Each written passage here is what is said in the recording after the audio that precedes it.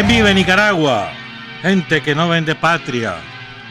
Buenos días, bienvenidos a Sin Fronteras. Hoy es miércoles 3 de marzo de 2021. Con Luis Enrique Guerrero y con Carlos José Hurtado, cuando son las 6 de la mañana con 30 minutos. Sin Fronteras, la revista, con William Griggs Vivado, en la primerísima 91.7 y 105.3 FM. 6 de la mañana con 35 minutos. Ayer estuvo de cumpleaños, ya llegando a los 60, la compañera Mirna Díaz Romero. Felicidades ya para la jubilación, qué barbaridad, cómo pasa el tiempo. Y mañana está de cumpleaños Eddie José Narváez Aguirre. Está cumpliendo 2 años, creo, Eddie, ¿no? 2 años son, Eddie. Mentira, son 4. Felicidades a Eddie de parte de su mamá, Arlene Aguirre, de parte de su papá, Eddie Narváez, y de su abuelita, Juanita Ruiz. Felicidades. Saludos también a Teresa Mejía, una abogada que trabaja en el Departamento de Asociaciones del Ministerio de Gobernación y es fiel oyente de Sin Fronteras. Muchas gracias, Teresa. Ayer falleció Roger Efraín Cabezas Elizondo. El papá había fallecido hace 6 meses. A ver, Carlos. Había fallecido a finales de octubre murió el comandante Roger Cabeza. Y el lunes, perdón, no fue ayer que falleció Roger Jr., el lunes le dio un infarto, bum. Yo recuerdo a Roger acompañando a su papá cuando iba al estadio. Un hombre alto, muy sano se le veía y bum, un infarto fulminante. Compañero fundador de la Dirección Quinta del Ministerio del Interior en los años 80, que jugó un papel decisivo para impedir la victoria militar de Estados Unidos en Nicaragua. Saludamos a sus hijas, a su familia, a sus sobrinos o sobrinas del compañero Roger Efraín Cabeza Elizondo. Bueno, ayer empezó la vacunación. Bombazo, ¿no? Porque hay mucha gente que le está esperando, ¿no? Quieren ya dejar de usar las mascarillas. Sobre todo quieren estar sanos, sin andar con miedo en la calle. Aunque nosotros somos el país menos, ¿cómo te dijera yo? Más tranquilo en todo esto de la pandemia. Este es el país más tranquilo, por lo menos en América. Y cuidado, uno de los más tranquilos a nivel mundial, porque el gobierno ha sabido enfrentar la pandemia. Hemos tenido éxito notable, tanto para contagiados como para, tanto en los índices de contagiados como en el índice de mortalidad, es de los más bajos de América. Ha sido extraordinaria la labor de los trabajadores de la salud, del Ministerio de la Salud, del gobierno de Nicaragua en el enfrentamiento a la pandemia. Y ahí están los resultados, pues. Y sobre todo, yo creo que lo que más se agradece es la tranquilidad, ¿no? Que se respira. Claro, la gente toma precauciones, todo el mundo toma precauciones, la distancia, el gel, lavarse las manos, pero nada que ver con otros países, con esos países que viven confinados, la economía paralizada y el miedo, aquel miedo. Han incrementado a niveles exponenciales los suicidios, las golpizas de los maridos a sus esposas o de los novios a sus novias, el maltrato a los hijos, los divorcios se han disparado también, porque como bien confinados, es que es muy difícil la convivencia durante tantos meses juntos en un espacio tan reducido como son esos apartamentos en los cuales vive la mayor parte de la gente en los países desarrollados. Pero es importante que tengamos en cuenta, a ver, para vacunarse, ¿qué es lo que hay que hacer? Pregunten en el centro de salud, eso es lo más conveniente. No han venido las vacunas para todos, ni van a venir para todos. O sea, lo máximo que vamos a tener es para aproximadamente el 60% de la población entre este año y el próximo año, ¿verdad? Pero sí va a haber cobertura para todos los mayores de 18 años, eso seguro. Porque los menores de 18 años no reciben la vacuna, no está contraindicado, no ha habido confirmación científica de que los menores de 18 años puedan recibir la vacuna sin tener consecuencias. Entonces no se le aplica a los menores de 18 años, no se le aplica a las embarazadas, porque no se sabe, no ha habido experimentos, no se sabe todavía si eso tiene algún efecto en el feto. Por lo tanto, tampoco se aplica a las madres lactantes, porque están dando leche al niño y no se sabe si se puede transmitir alguna enfermedad por la vía de la leche materna. Entonces tampoco se le aplica a las madres lactantes. Esto es muy importante para que entendamos, pues. Entonces los priorizados son los pacientes con enfermedades como el lupus, el cáncer, la insuficiencia renal crónica, entre otras, pues, ¿verdad? Esos son los priorizados y van a ir al suave porque, repito, no es que vinieron todas, van a seguir viniendo. Entre abril y mayo vienen las del mecanismo COVAX, un poco más de 400,000. Después van a venir las Sputnik, porque todavía solo vino una pequeña muestra, AstraZeneca una pequeña muestra, van a seguir viniendo, ¿verdad? Pero es muy importante que primero sepamos quiénes van a vacunarse de primero, de manera prioritaria. Segundo, quiénes no deben vacunarse, los que no deben vacunarse, y las razones por las cuales eso es así.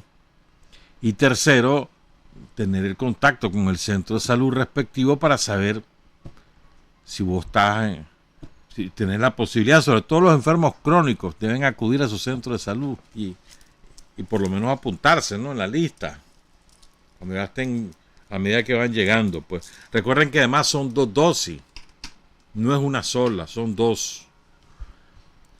La primera te inmuniza más o menos al 60% y con la segunda, que es a los 21 días, que es el refuerzo, queda inmunizado en más de un 90%. Es decir, tenés una gran posibilidad de no contraer el virus gracias a esa vacuna. No hay eficacia del 100% en ninguna de las vacunas. Esperemos la cubana, ¿verdad?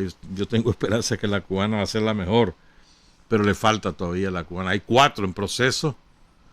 Una de las que está más avanzada, ya la están produciendo en masa, quizás a mediados de año ya se pueda saber y pues se pueda adquirir también. Muy importante que tomemos en cuenta estas cosas. Más por la vía del ALBA, hay un acuerdo entre los países del ALBA que nos va a permitir acceder a las vacunas cubanas con mayor rapidez. A propósito del ALBA, nuestro amigo y compañero Gustavo Robreño, desde La Habana, Cuba, nos habla precisamente de la Alianza Bolivariana de Nuestra América, ALBA. Buenos días, amigos de Nicaragua.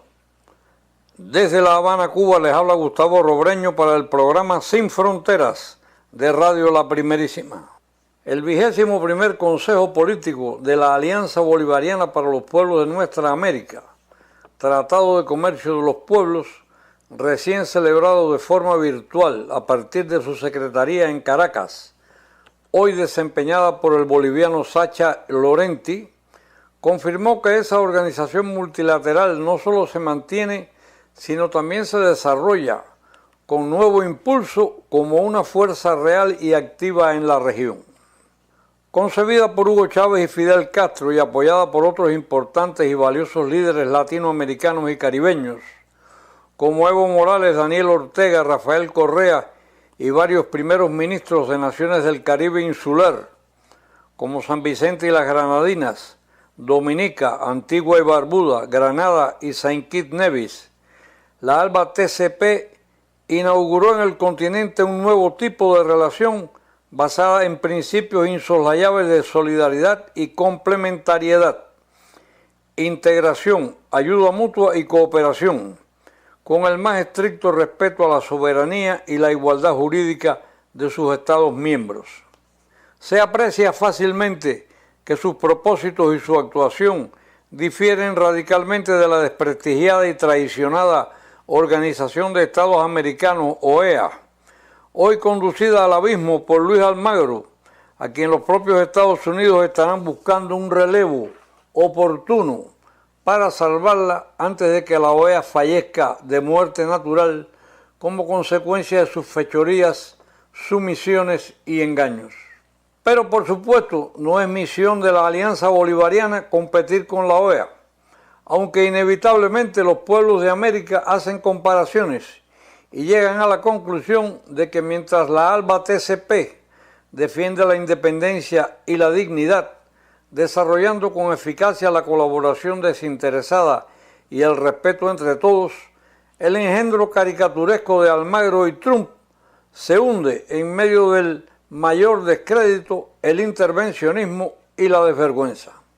Tal como se evidenció en esta reunión del Consejo Político, la devastadora pandemia de la COVID-19 resultó ocasión desventurada pero propicia para poner en acción una vez más los objetivos y mecanismos solidarios dentro de la ALBA TCP, donde los miembros con mayores posibilidades comprometieron su apoyo y ayuda a los más débiles y necesitados para salir de la difícil coyuntura en un espíritu de verdadera hermandad, sin condiciones ni afán de lucro.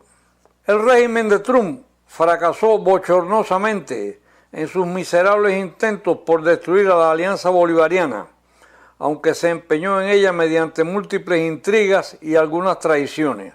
La alianza, sin embargo, resistió, siguió adelante y continúa impulsando proyectos decisivos como el Banco del ALBA y Petrocaribe, con la participación de todos sus Estados miembros. Como curiosidad geográfica, pero no menos importante, subrayemos que la ALBA TCP tiene presencia en todas las subregiones del continente, en el Caribe insular, en Centroamérica y Sudamérica. Es, sin dudas, una fuerza real y activa en pleno desarrollo. Y hasta el próximo comentario. Me despido desde La Habana, Cuba, para el programa Sin Fronteras de Radio La Primerísima. Buenos días. Buenos días, Gustavo. 6 de la mañana con 47 minutos. Qué cosa más espantosa eso que pasó ayer en Bolivia con ese grupo de muchachos. No sé si han visto ustedes esos videos, son estremecedores. Convocan a una asamblea, se suponía que era para un sector de la Facultad de Economía, pero llegaron de todas las facultades, saturaron el pasillo, se empujaban unos a otros, había un pleito ahí entre una muchacha y alguien más que se estaban gritando, y ahí cede la barandilla y caen de cabeza, cayeron, 12, ya murieron 7, murieron 3 instantáneamente y 4 han muerto en el transcurso de las horas ya en el hospital. Chavalito, 20, 21 años, los mayores son de 23 años. Pero quedan todavía 5 en cuidados intensivos. Cayeron de cabeza. ¿No has visto eso? A la puchica. Están en la universidad, pues, y van a una asamblea. Va, pues. No tenían que estar, dale bien, no importa, pues si el chaval va, me interesa porque es un tema, van a correr a fulano, vamos a ayudar a los muchachos que corran a fulano. Un tal Murillo querían correr. Y ¿qué ocurrió? Que la baranda estaba solo pegada con masilla, ¿viste? Es una barbaridad y además ni siquiera hay pilares ahí en una baranda. Hay una inseguridad total. Ocurrió en la Universidad del Alto, la ciudad del Alto que queda contigua a La Paz, Bolivia, la segunda ciudad más poblada de Bolivia. Muy triste, sí. Y ver esos videos te estruja, pues. Pero sí, hay que ponerle mente a la seguridad en las universidades. Fíjate que estaba echándole un ojo. Creo que conviene que volvamos sobre el tema de El Salvador, por muchas razones. Creo que para terminar de actualizar cómo quedó la cosa, ¿ve? Fíjense, Bukele consiguió 57 de 84 diputados, por sí solo, con su partido, Nuevas Ideas. Su partido lo dirige su primo. Ya vamos a hablar de eso. Su aliado, que es Ghana, logró 5 diputados. Tiene ese sentido. Pero por sí solo, con esos 57 sin Ghana, puede hacer lo que le plazca. Tiene 2/3. El FMLN logró al final 4 diputados. Disputaban 1 y al final se lo perdieron. 4 diputados. Arena, el partido de la extrema derecha en El Salvador, logró 13 diputados. Fíjense, en el Parlamento Centroamericano, el FMLN solo logró 1 diputado. En las cabeceras departamentales, las 14 cabeceras departamentales, todas las ganó Bukele, todas. En 3 de los casos, en alianza con Ghana, en todo lo demás por sí sola. En total, Bukele logra 145 alcaldías, el FMLN 31. Son 262 creo que son en total. O sea, un resultado devastador para el FMLN. Devastador. Además, las alcaldías que logró conquistar son de muy poca población y de muy poco tamaño geográfico. ¿Verdad? Es decir, de poco impacto político. ¿Por qué creo que es importante que volvamos sobre esto? Miren, es que es interesante, hombre. En esos cánones de la democracia burguesa, te hablan de las reglas del juego, que deben ser transparentes, que deben ser limpias, que el Poder Ejecutivo no puede involucrarse en las elecciones, y todas esas cosas, ¿no? Aquí no pasó nada de eso, y nadie dice nada. Pues, o sea, alguna crítica ahí en El Salvador, qué barbaridad, Bukele se metió a hacer campaña aprovechando los recursos del gobierno, y eso es una competencia leal. Sí, pues se quejaron en El Salvador, pero hasta ahí llegó, se quejaron.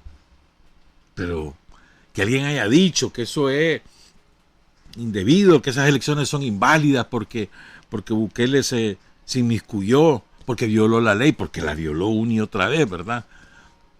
No pasa nada. Ahora todo el mundo aplaude y felicita a Bukele.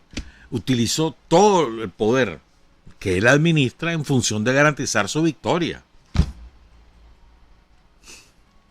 Dundo no tiene nada. Le metió dinero, además. Se gastó 15 millones de dólares. ¿De dónde lo sacó Bukele? ¿De dónde? De los recursos del Estado. ¿Dónde más? 15 millones de dólares costó la campaña. El que más gastó después de él fue Arena, que ese sí se sabe dónde salen los reales, de los grandes empresarios salvadoreños. Gastó 1 millón. El FMLN gastó como 30,000, 40,000 dólares y no tienen reales. Es decir, y fíjate bien, un primo, él dirige el partido, un hermano dirige no sé qué cosa, una pariente, el nepotismo total. Ahí no pasa nada, sí, está bien. O sea, una doble moral salvaje, pues. Bukele ahora está fortalecido y entonces es el millennial y entonces los aplauden porque mirá, pues, cómo logró que no sé cuánto. Sí, pero o sea, utilizó todo el poder a su disposición para garantizarse mayoría legislativa y poder gobernar los 3 años que le quedan con tranquilidad. No puede reformar la Constitución para la reelección, porque para eso tendría que ratificarse en segunda en segunda ronda legislativa y solo va a tener tiempo para una, entonces no va a poder reelegirse. Pues ahí vas a ver, va a torcerlo. Y no van a decir nada, acuérdense de mí. Entonces ahora va a tener todo el poder, Corte Suprema, Tribunal Electoral, Fiscalía de la República, todo, Procuraría de Derechos Humanos, todo el poder lo va a tener. Completito. Entonces va a quedar sin excusas para poder sacar resultados en beneficio de la gente.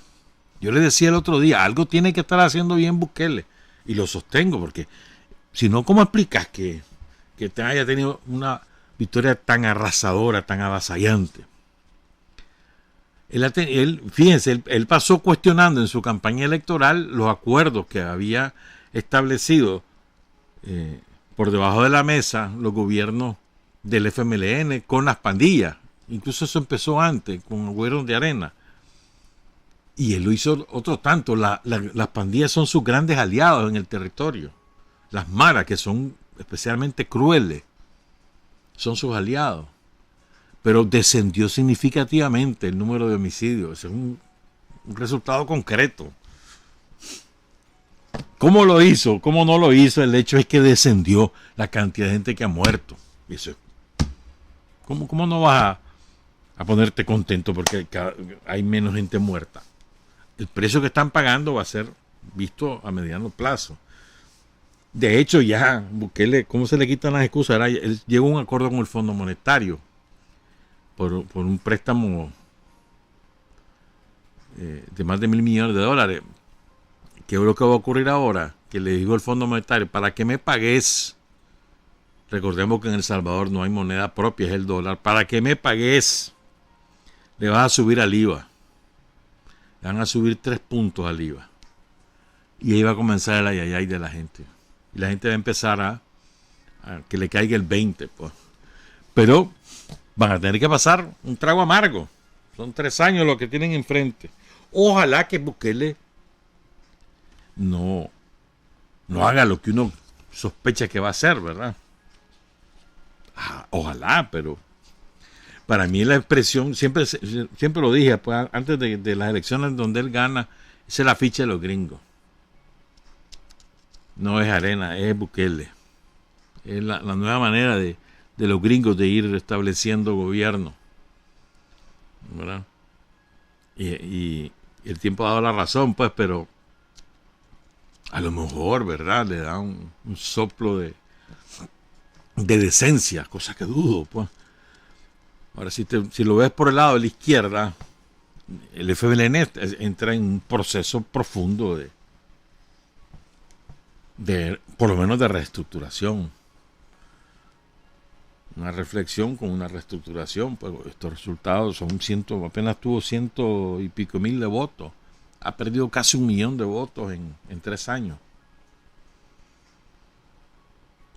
Y eso es pesado.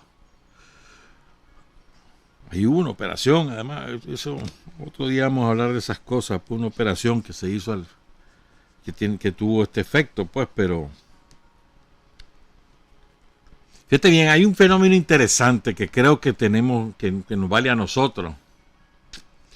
¿Dónde es la fuerza de Bukele? En los sectores medios, en los sectores profesionales, que eran ninguneados por Arena y que el FMLN nunca tuvo éxito en la atracción.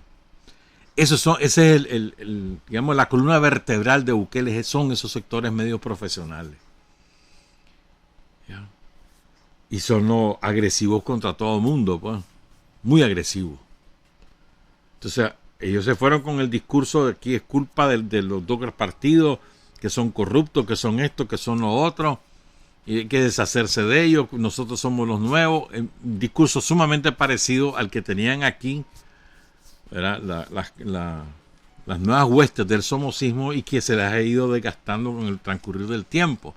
Sobre todo ahora, ¿verdad? Ya vamos a hablar de eso, sí. Pero es importante, pues son los sectores medios profesionales. Esa es la base es la clase media la que está mandando ahorita en El Salvador. Y que empiezan a ser reales. Solo imagínate cómo será que se gastaron $15 millones en la campaña electoral, y eso ¿de dónde salió? ¿Dónde salió?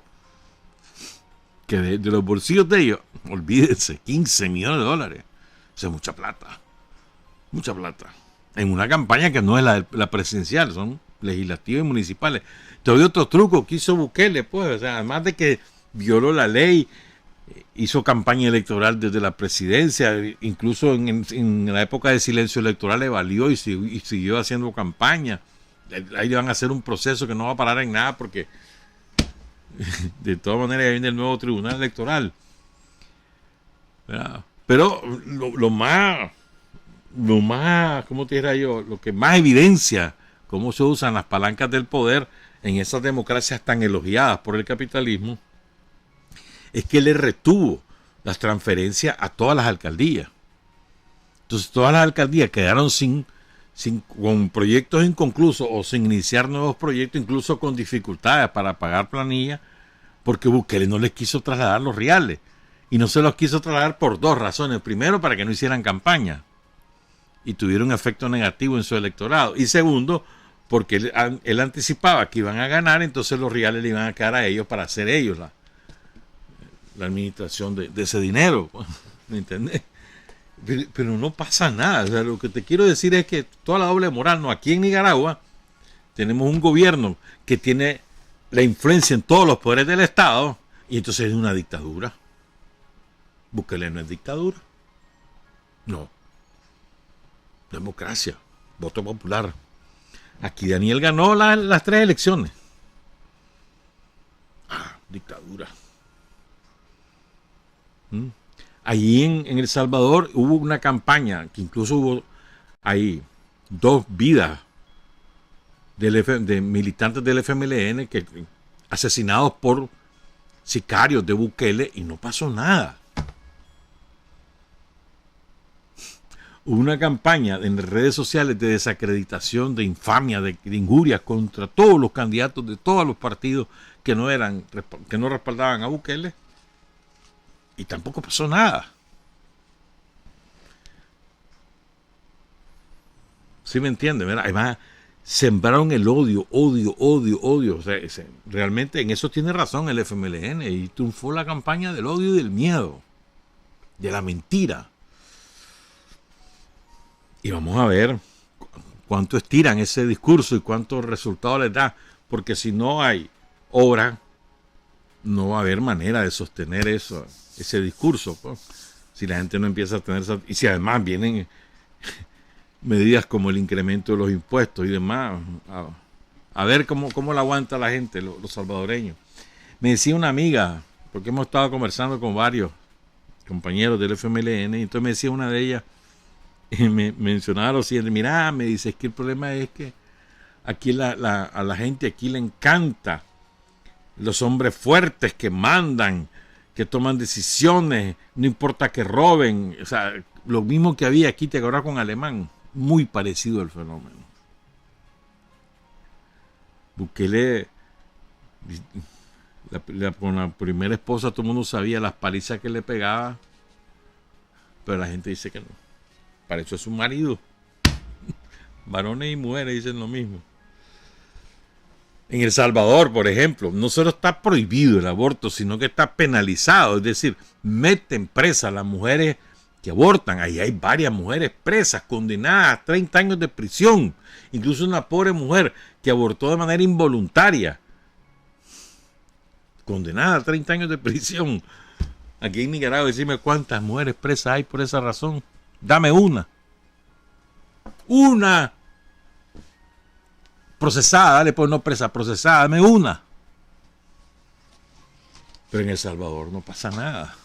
Entonces por eso está bendecido por el Opus Dei, por la jerarquía católica. Qué bueno que es este sistema.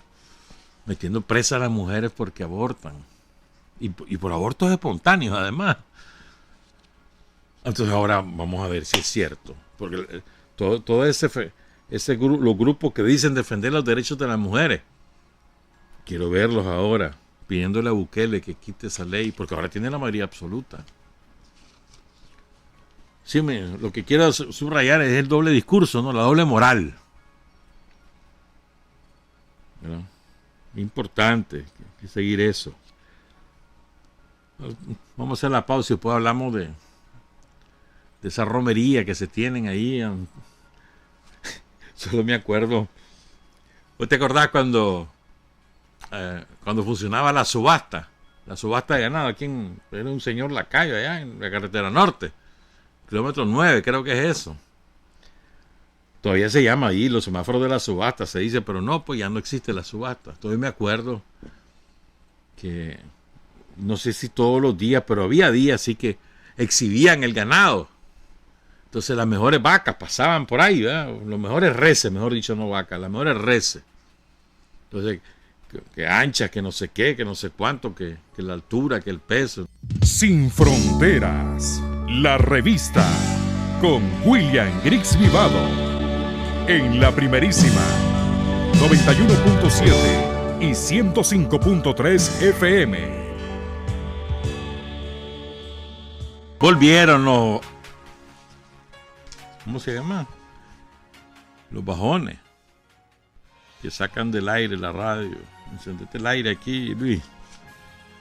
Y hacía rato que no ocurría, ¿verdad? Pero bueno, un bajón de luz que ha significado la interrupción de la señal y por eso salimos del aire. Y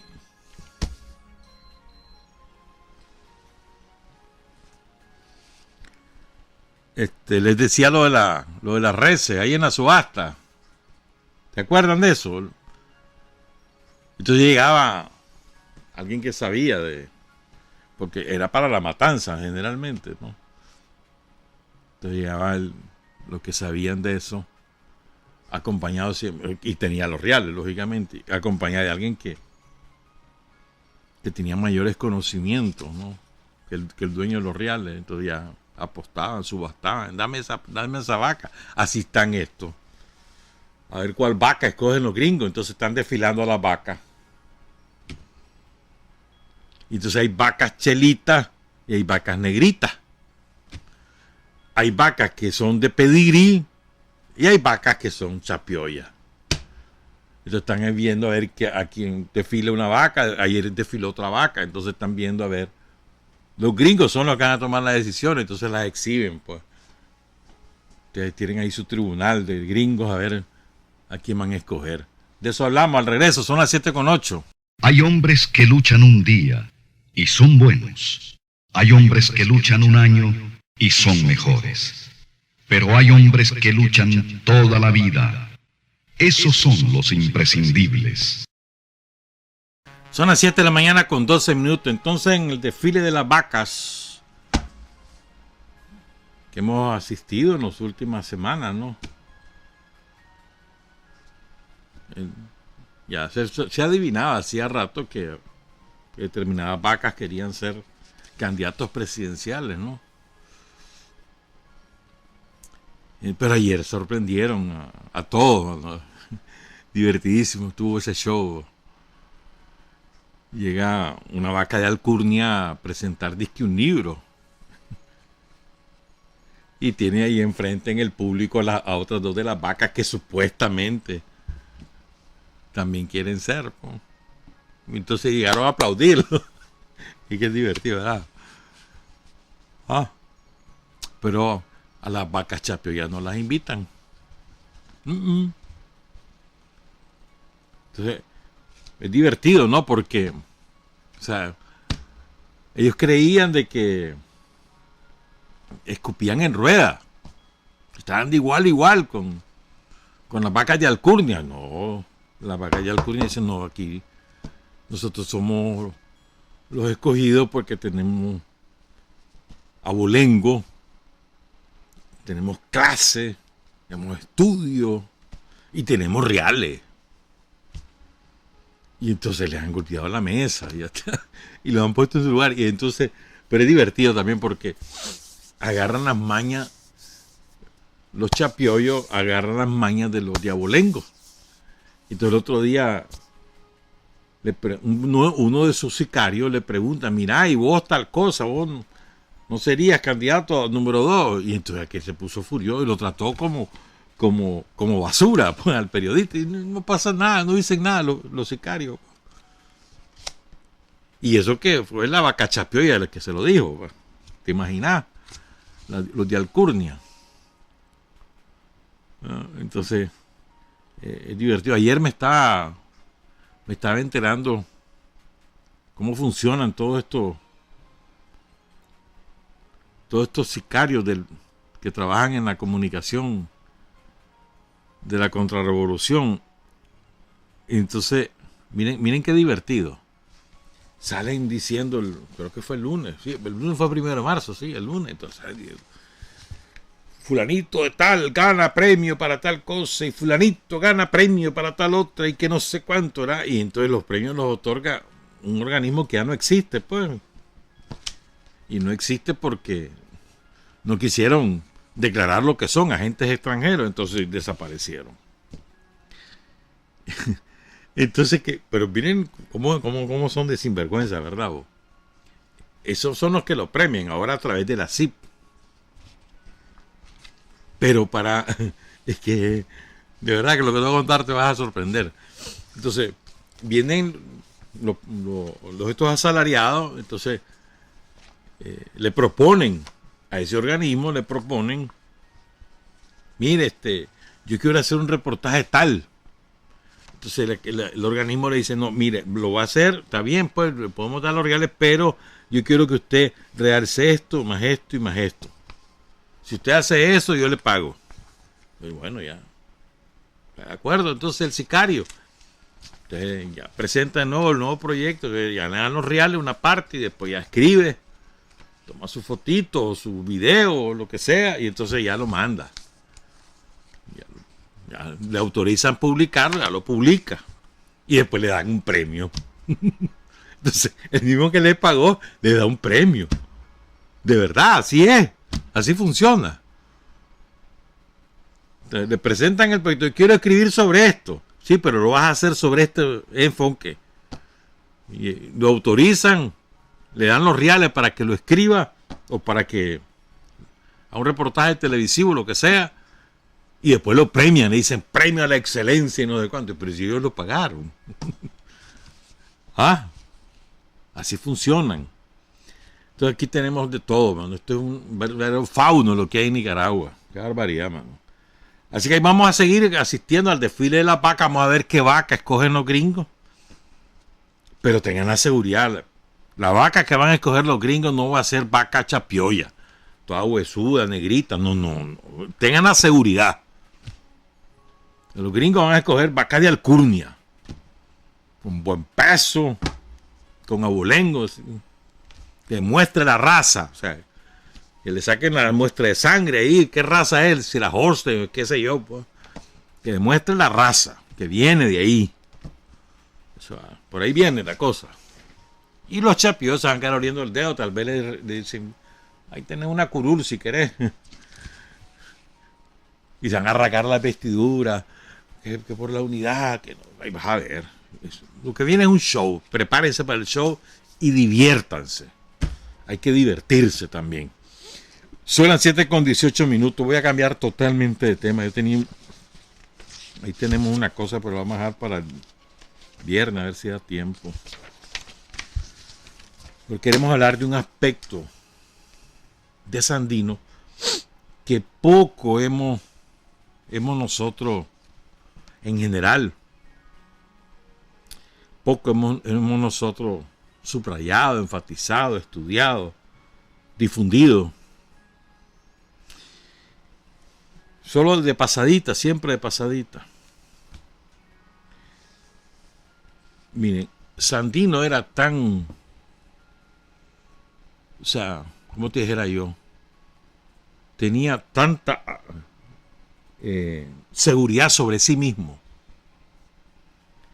que no le permitió a nadie, y voy a decir a qué me refiero con nadie, a nadie le permitió que le condicionara ayuda o que le forzara a modificar su pensamiento por cualquier tipo de chantaje o de presión. A nadie se lo permitió nunca. Él podía hablar con intelectuales de la época o con gente que lo llegaba a visitar. Podía intercambiar criterios, podía escuchar críticas o sugerencias, pero no le permitía a nadie que usara mecanismos de fuerza para imponerle algún criterio. Y eso ocurría con los yanquis y con cualquiera, como ocurrió en esto que te quiero relatar con un poco más de detalle. Y yo creo que esto es muy importante. En Nicaragua nosotros podemos tener relaciones con todo el mundo, pero a nadie le podemos permitir que nos quieran imponer una manera de pensar o una decisión política o un alineamiento político. A nadie es a nadie, hermano. O sea,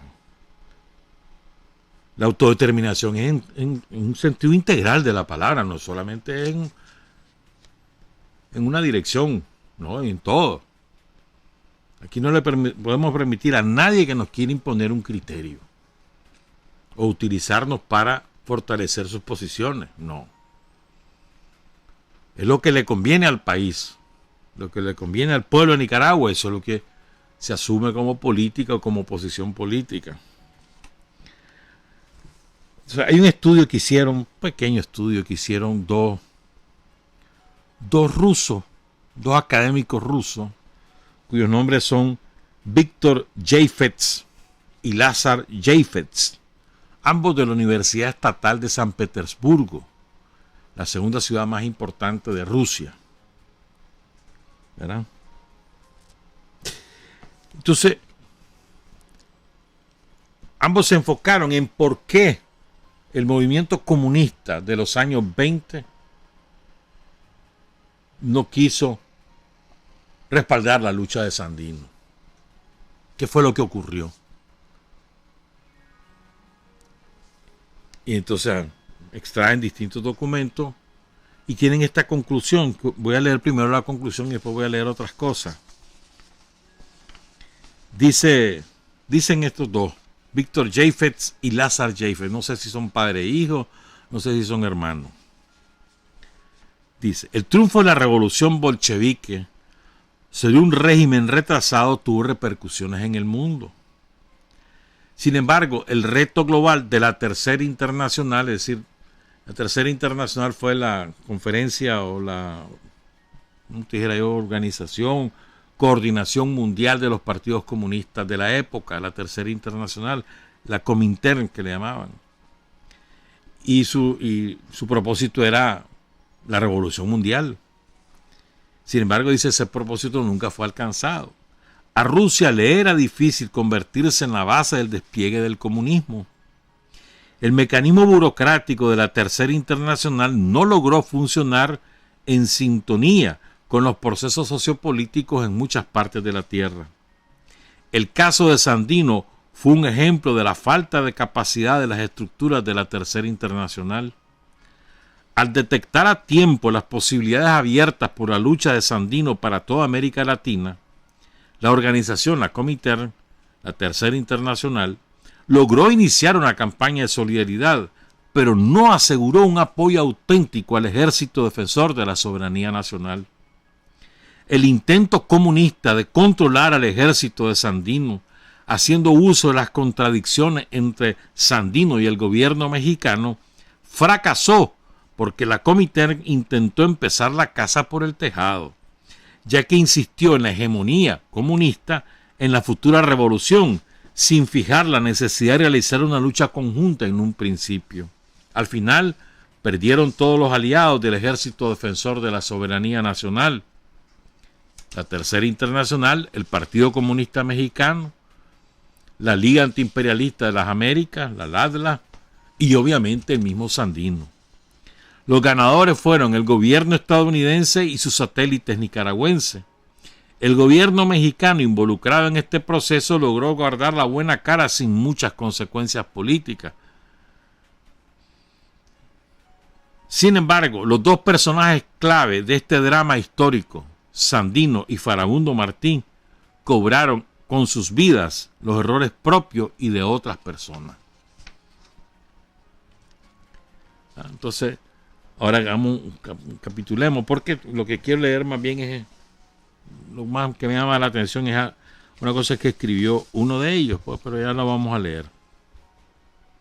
Entonces, fíjense, repito, pues triunfa la revolución de Lenin, ¿verdad? Muere Lenin en el 24 y hay un esfuerzo del partido bolchevique de organizar la revolución mundial, pues, como una manera también de defenderse, pero no tenían ni los recursos ni la potencia suficientemente desarrollada en aquella época como para poder impulsar la revolución mundial, ¿verdad? Pero bueno, habían organizaciones comunistas en aquellos años no había penetrado tanta la propaganda yanqui, la propaganda imperialista de poner al comunismo como lo peor. En aquella época comunismo todavía era una buena palabra, como debe ser.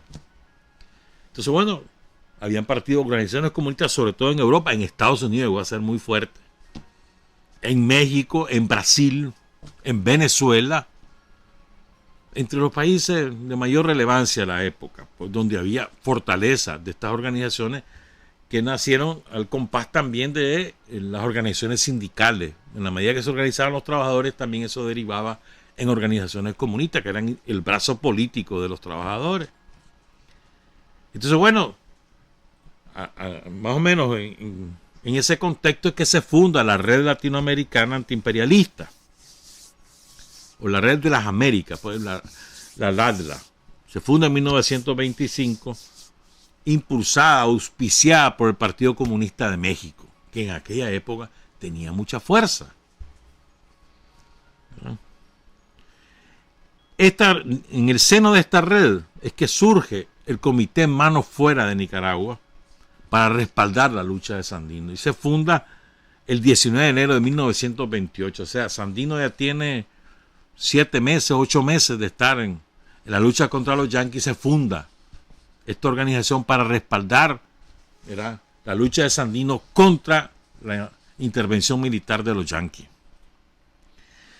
El principal impulsor era un sindicalista alemán llamado Fritz Bach, Federico Bach, que residía en México como representante del Socorro Rojo Internacional, ¿verdad?, pero era de origen alemán. Entonces fundan Hermanos Fuera de Nicaragua para respaldar a Sandino. Allí, parte de ese comité, estaba un peruano que se llamaba Jacobo Hurwitz como secretario general. Habían 2 mexicanos del Partido Comunista, Luis Monzón y Rafael Ramos, y un venezolano que se llamaba Carlos León, presidente del Partido Revolucionario Venezolano. En aquel momento Venezuela tenía la dictadura de Gómez, ¿verdad? Entonces decía Fritz Bach que lo urgente era atraer a personas conocidas con buenos enlaces bajo la bandera del comité para asegurar que el comité funcionara.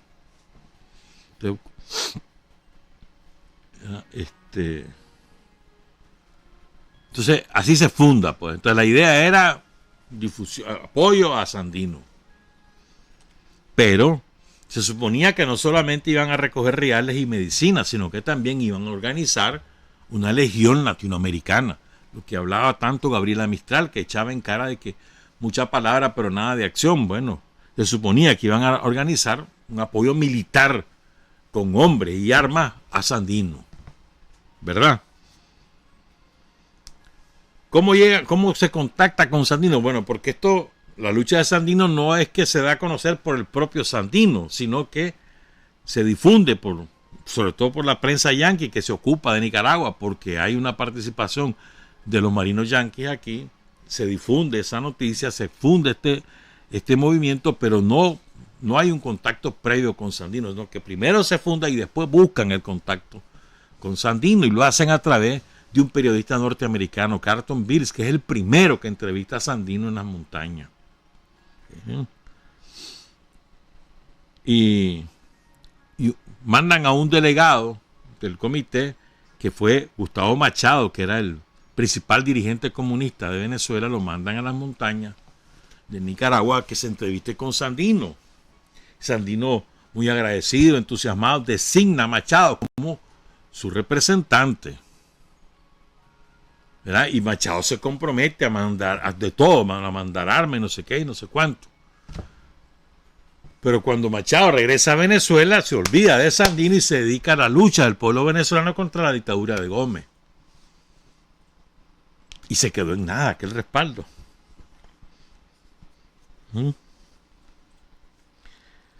Dice, Sandino quiso aprovechar las posibilidades del Comité Mano Fuera de Nicaragua para realizar la inserción internacional de su movimiento y por eso nombra a Machado como su representante en México. Pero Machado se quedó en Venezuela. Y Machado le promete armas a Sandino. Recuerden que Sandino, ¿dónde conseguía las armas? De los gringos, hermano. Y ahí se sacaban las armas. Sin embargo, dice este estudio, los lentos resultados de las actividades de Machado decepcionaron al general. El general Sandino no tardó en reprocharse el hecho de que no se informara a tiempo acerca del desarrollo de las campañas de solidaridad. No le decían nada. Pero era puro bla, bla, bla. Recuerden, entonces en Venezuela hasta una dictadura horrible que fue la de Juan Vicente Gómez. Esa dictadura fue más de como 30 años, duró ahí. Hizo barbaridades, ese hombre militar. Sandino, pese a eso, pese a que Machado no le da bola, él sigue confiando en el comité. Y ya entonces cambia la representación de Machado como su representante y se la da al Comité Mano Fuera de Nicaragua, representante en América Latina. Pero lo mismo. ¿Qué fue lo que ocurrió? Que el Mano Fuera de Nicaragua le quiso imponer a Sandino que se afiliara a la Internacional Comunista y que además se sometiera a las directrices de la Internacional Comunista, y Sandino dijo que no. Para eso es que mandan a Farabundo Martín. Y se conoce muy bien la desaveniencia entre ambos. No se pelearon en el sentido personal, sino que no se pusieron de acuerdo.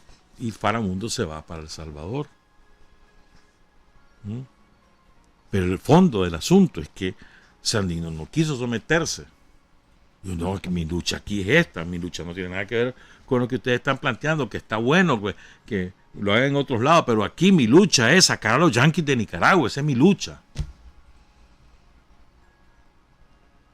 Sí, también coincido que hay que mejorar las condiciones de los pobres, hay que enseñarle a elegir a la gente y todo, pero en este momento mi lucha es sacar a los gringos de Nicaragua, y lo que yo quiero es que me ayuden a sacar a los gringos de Nicaragua. Entonces, la comité decidió que no, pues. La Tercera Internacional, dicen estos dos rusos, demandaba que sus socios no solo participaran en una lucha común, sino que también obedecieran al control comunista y en fin de cuentas aceptaran la ideología marxista a los fines comunistas. ¿Estamos claros? En el caso de Sandino, los afiliados a la Tercera Internacional esperaban que el general de Hombres Libres empezara a identificarse plenamente con la Tercera Internacional y no entendían para nada lo efímero de tales apuestas. Intentó formar una legión latinoamericana compuesta de latinos unidos por la sangre, el idioma y la raza. El mexicano Andrés García Salgado, el peruano Esteban Pavletich, el salvadoreño Agustín Farabundo Martí, el venezolano Carlos Aponte y otros voluntarios se inscribieron en las filas del Ejército Defensor de la Soberanía Nacional, pero la legión nunca llegó a ser numerosa. Y al revés, fuera de Farabundo Martí, todos los demás se sumaron a Sandino sin pretender imponer las ideas comunistas. Fuera de Farabundo, todos los demás entendieron por qué Sandino tenía esas prioridades y se sumaron.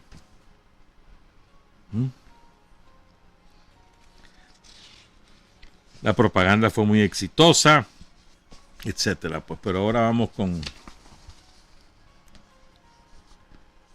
¿verdad? Fíjense bien, dice aquí. Bueno, tenía un órgano de prensa que se llamaba El Libertador, ¿verdad? Los primeros ingresos inspiraron muchas esperanzas, pero al mismo tiempo llevaron un grave error, la decisión de cambiar el formato de la revista con el objetivo de convertirla en un organismo de prensa obrera. Sin embargo, el Libertador ya había ganado prestigio. Entre los obreros no tuvo gran acogida, ya que en su mayoría eran analfabetos y no contaban con dinero para comprarlo. La lucha de Sandino era un símbolo para todos los pueblos oprimidos por el imperialismo. Y el Comité Mano Fuera de Nicaragua planteó que en la Liga Mundial contra el Imperialismo debería tomar decisiones serias. Pero los comunistas siguen en su onda. Portegil, famoso presidente mexicano que traiciona a Sandino, lo manda a llamar y lo secuestra ahí en Veracruz y nunca le dio las armas. Y había el pleito esto con los comunistas, porque los comunistas mexicanos querían que Sandino se subordinara a la Comintern. Y Portegil nunca resolvió. Hay que recordar esas cosas. Dice, la Internacional Comunista le exigió al Partido Comunista Mexicano y a la Red de las Américas antiimperialistas que evitaran cualquier compromiso dañino y separaran a Sandino de los elementos liberales. Así llegó. Entonces, por eso te digo, es muy importante. O sea, Sandino era un hombre que tenía unas convicciones muy desarrolladas, muy firmes, y no le permitía a nadie que le dijera qué tenía que hacer o qué no tenía que hacer. A nadie. Él tenía su proyecto, su objetivo, y en eso se empeñó. O sea, los que querían ayudarle, bien, pero sin someterlo a ninguna directriz. Es importante, es importante. Entonces quiero leer este documento que es con elementos de Carlton Beals, pero es escrito por este hombre que te mencionaba, Fritz Bach, ¿verdad? Publicado, yo lo tomé de la página que se llama Sandino Rebellion en inglés. Es muy buena, tiene muchísima información. Fue impreso en 1940 este artículo, pero fue hecho en 1928. Lo leo, se llama Del rebelde general Sandino, así se llama. Desde hace más de un año, rebeldes nicaragüenses bajo la dirección del trabajador minero y metalúrgico Augusto C. Sandino llevan una lucha desesperada y sangrienta en contra de las tropas norteamericanas militarmente superiores que se han introducido al país para defender los intereses de los capitalistas de Wall Street. Ninguna nación latinoamericana había sido atacada de manera tan abierta y brutal, pero tampoco nunca antes se había organizado una resistencia tan dura e inquebrantable contra la invasión norteamericana como ahora en la pequeña Nicaragua. Aquí hay dos elementos, me parecen muy importantes. Primero, la envergadura de la agresión yanqui contra Nicaragua. O sea, la proporción, la desproporción. Y segundo, primera vez que había una resistencia, y en un país tan chiquito como Nicaragua, a esa agresión norteamericana. Esos son los dos elementos aquí. Está muy claro, dice Bach, de qué se trata. De defender los intereses capitalistas norteamericanos, a la vez que conseguir la seguridad de que subyugando completamente al país no se puedan poner tropiezos para la construcción del segundo canal interoceánico que se habrá de construir por Nicaragua, ya que este segundo canal habrá de servir únicamente con propósitos militares. Los Estados Unidos deben tener la seguridad de que el territorio por el cual pasará el canal está completamente bajo control norteamericano. Y aquí está el tercer elemento, dos elementos más, que dice Bach, mira, el interés de los gringos, fíjense bien, estamos hablando de 1928, ¿verdad? Y ya en ese momento había claridad de qué es lo que perseguían los gringos aquí. O sea, lo que querían era colonizar Nicaragua, someterlo totalmente y construir un canal que iba a tener propósitos exclusivamente militares.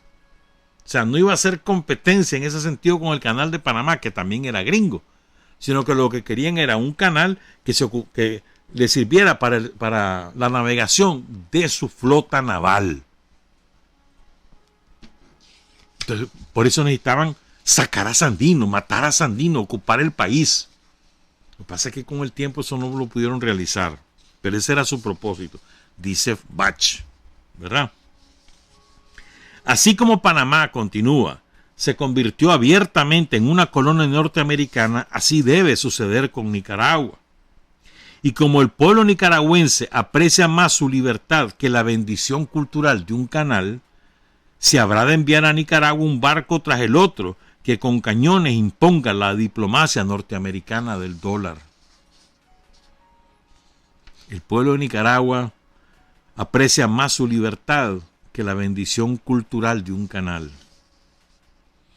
De acuerdo con los informes oficiales de Washington, dice Bach, hasta el momento se encuentran 3.000 soldados norteamericanos en Nicaragua, país que apenas tiene una población de 500.000 de almas, 500.000 de nicaragüenses había en la época, de los cuales por lo menos 400.000 eran menores de 15 años. Si aquí las familias eran numerosísimas, 8 o 10 hijos, 100.000, 150.000 adultos habría, y mandaron a 3.000 gringos, a 3.000 marinos yanquis aquí, desproporcionado totalmente, ¿verdad? A pesar de la superioridad en número y a pesar de que las tropas norteamericanas están equipadas con lo mejor, hasta el día de hoy no han logrado dominar a los rebeldes, quienes, a pesar de su más que modesto armamento, han logrado infligir los más severos daños a las tropas norteamericanas. Y ahora viene una cosa que a mí me parece muy importante. Dice Bach, los principales aliados de Sandino son la población nicaragüense que ve en Sandino a su verdadero libertador, el inquebrantable entusiasmo de sus gentes que saben por qué están luchando, y las impenetrables montañas en las que las tropas norteamericanas no logran ubicarse. O sea, por un lado dice el respaldo del pueblo, el entusiasmo de sus soldados y las montañas. Son las tres grandes defensas de Sandino, o aliados le llama él, de Sandino. Pero y aquí viene un aspecto que también es una denuncia. Recuerden, estamos hablando de 1928. Esto se publica en una revista comunista, pero se difunde por Europa y también en Estados Unidos. Desde el momento en que los norteamericanos han empezado a utilizar aviones para peinar la región y bombardear las ciudades, lo cual ha cobrado miles de víctimas de esa armada, especialmente mujeres y niños, las tropas de Sandino se han formado en pequeños grupos armados que de repente aparecen saliendo de las montañas y asaltan a las tropas norteamericanas. Y cuando las tropas norteamericanas quieren dar la voz de alarma, ya las tropas de Sandino se han retirado de nuevo. O sea, la guerra de guerrilla, que era una gran novedad en la época.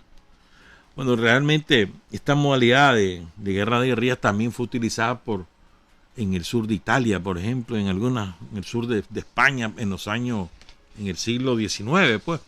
Pero ya como un desarrollo, con un movimiento político y con un desarrollo militar, es la primera vez es Sandino, y por eso es que el impacto tan enorme que causa las tácticas de Sandino en Vietnam o en China, para citar dos ejemplos, pues, que son muchos más.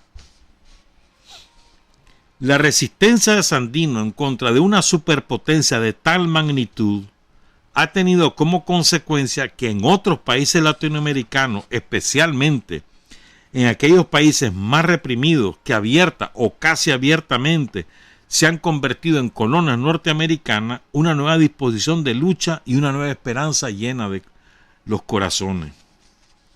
¿Qué tan grande es esta simpatía activa? Queda demostrada con el gran éxito que ha tenido el movimiento Manos Fuera de Nicaragua, formada por iniciativa de la Liga Antiimperialista y de la Ayuda Internacional de los Trabajadores, sección México, por él mismo, pues.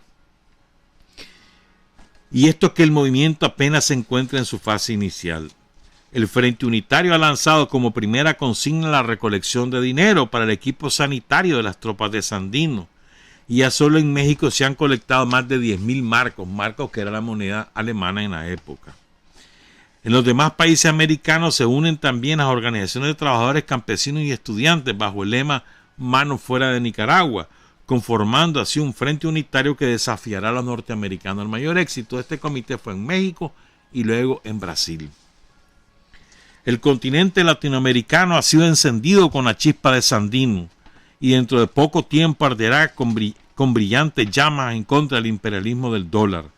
También es necesario que los trabajadores europeos aprendan a entender esta lucha, ya que los enemigos de los trabajadores y campesinos latinoamericanos son los mismos que oprimen y explotan al proletariado europeo. Y firma Fritz Patch. ¿Por qué eso no logró consumarse? Es decir, ¿por qué la ayuda al final se fue, ¿cómo te dijera yo?, disolviendo o evaporando? Porque Sandino no se sometió a su dictado. O sea, por ejemplo, cuando Sandino se va para México y que lo secuestran ahí en Veracruz, lo secuestran en términos prácticos, pues, y lo mantienen recluido, ni siquiera daban reales, en la casa de un amigo. Después ese amigo le pagó un hotel. Terrible fue eso, no lo recibió por Tejil, le había prometido cielo y tierra y no le dio nada.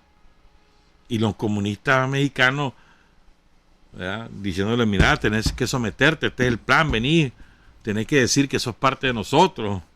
Y Sandino, no, espérate, no es así. Y se regresa calladito además. Y no se somete, ni a Portegil, ni tampoco a los comunistas mexicanos. O sea, porque, repito, pues él tiene clara su película. O sea, mi primer objetivo es sacar a los yanquis de aquí, recuperar la patria, la soberanía nacional. Y en medio aquí están un montón de traidores.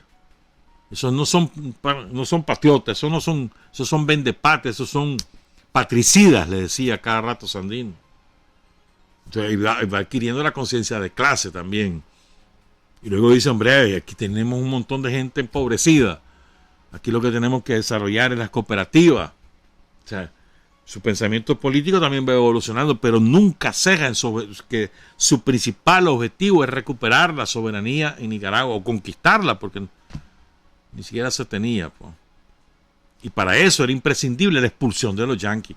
Y no permite que nadie le quiera someter a otro tipo de pensamiento, porque él tiene claro cuál es su objetivo.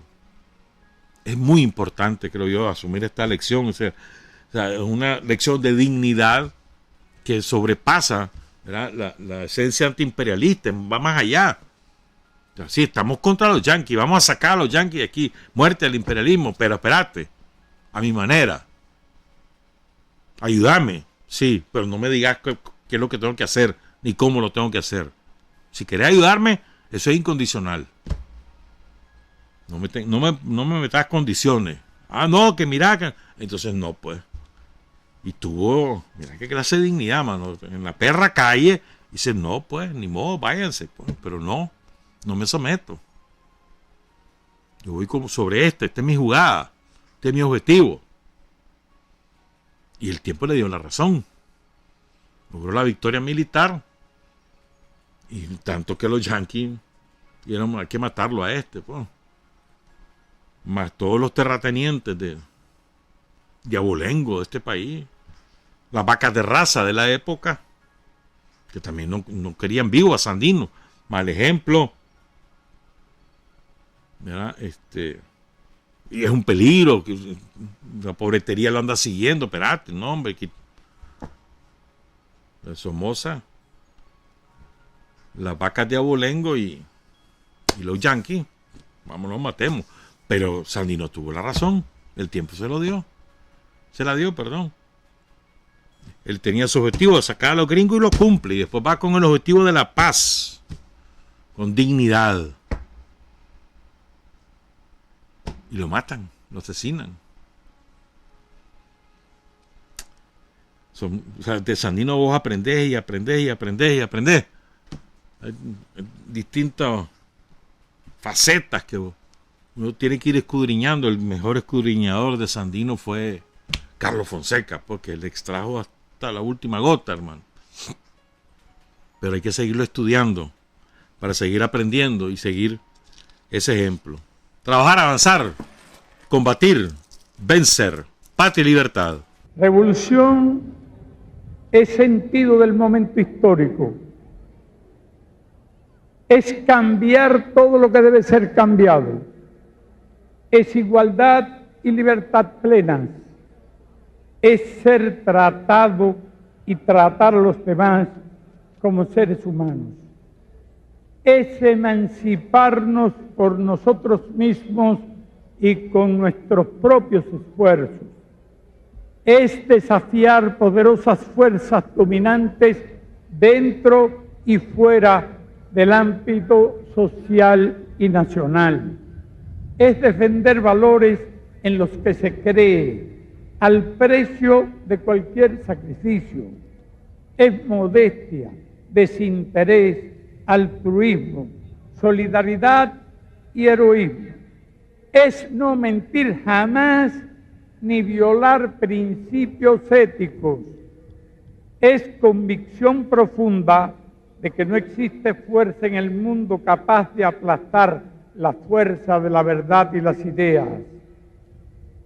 Revolución es unidad, es independencia, es luchar por nuestro sueño de justicia para Cuba y para el mundo, que es la base de nuestro patriotismo, nuestro socialismo y nuestro internacionalismo.